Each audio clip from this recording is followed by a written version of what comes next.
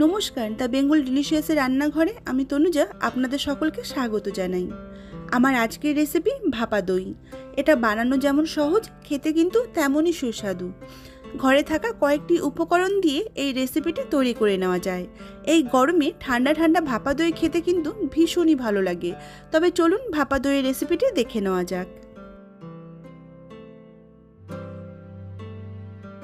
ভাপা দই বানানোর জন্য আমাদের প্রয়োজন জল ঝরানো টক দই বা হাঙ্কার্ড। তাই একটি বাটির ওপর একটি ছাঁকনি রেখে ছাঁকনিটার ওপরে একটি পাতলা সুতির কাপড় নিয়ে নিলাম। এবার এই সুতির কাপড়ের মধ্যে আমি নিয়ে নিচ্ছি 500 গ্রাম টক দই। এই টক দইয়ের মধ্যে কিন্তু বেশ প্রচুর পরিমাণে জল আছে, সেই জলটাকে ঝরিয়ে নিতে হবে। এবার এই কাপড়টাকে একটি পুটলির মতো করে নিয়ে এক্সট্রা যে জলটা আছে সেটাকে হাত দিয়ে চিপে ফেলে দিতে হবে।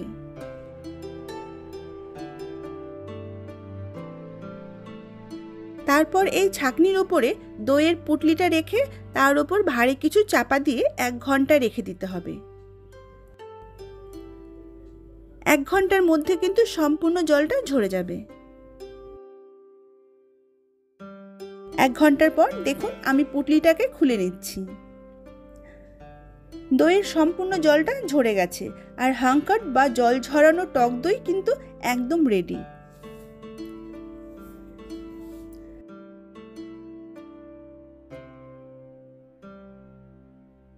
এবার একটি বাটির মধ্যে আমি হাঙ্কার্ডটাকে নিয়ে নিলাম।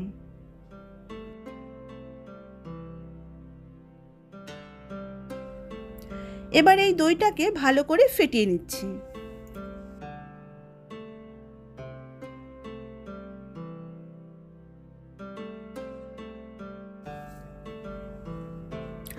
এবার দিয়ে দিচ্ছি কনডেন্স মিল্ক। আমি 500 গ্রাম দইয়ের জন্য 200 গ্রাম কনডেন্স মিল্ক নিয়েছি। আর দিয়ে দিচ্ছি দুধে ভেজানো জাফরান বা কেসর।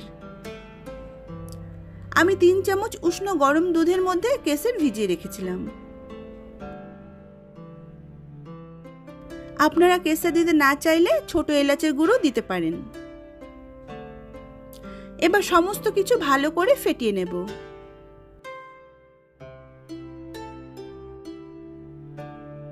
ভালো করে ফেটিয়ে নিয়ে একটি ক্রিমি টেক্সচারে তৈরি করে নিতে হবে।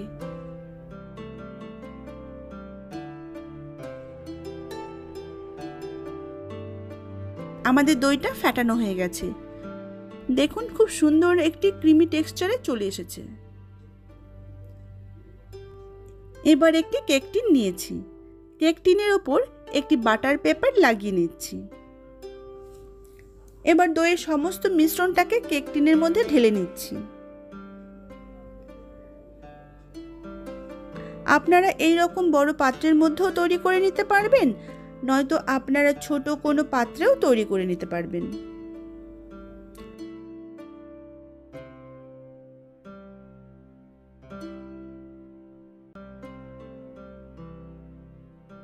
বাটিটাকে আমি অ্যালুমিনিয়াম ফয়েল দিয়ে ঢেকে মুড়ে নিচ্ছি।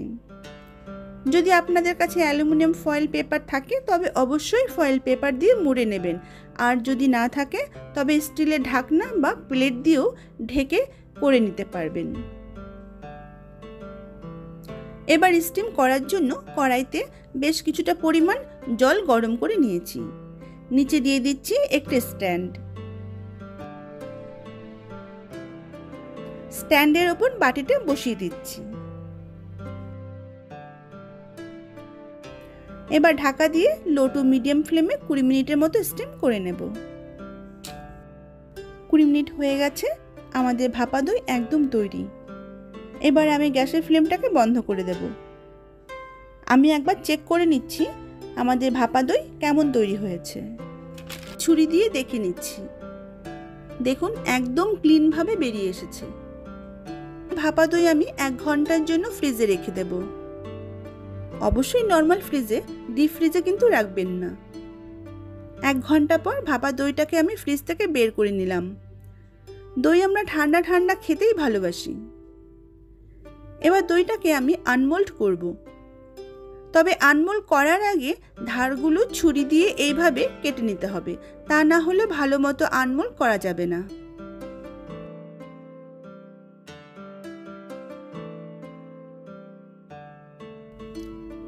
আনমোল্ড করে নিয়েছি। দেখুন আমাদের ভাপা দই কিন্তু একদম পারফেক্টভাবে তৈরি হয়ে গেছে। দেখুন কতটা সফট হয়েছে আর খেতেও কিন্তু অসাধারণ হয়েছে।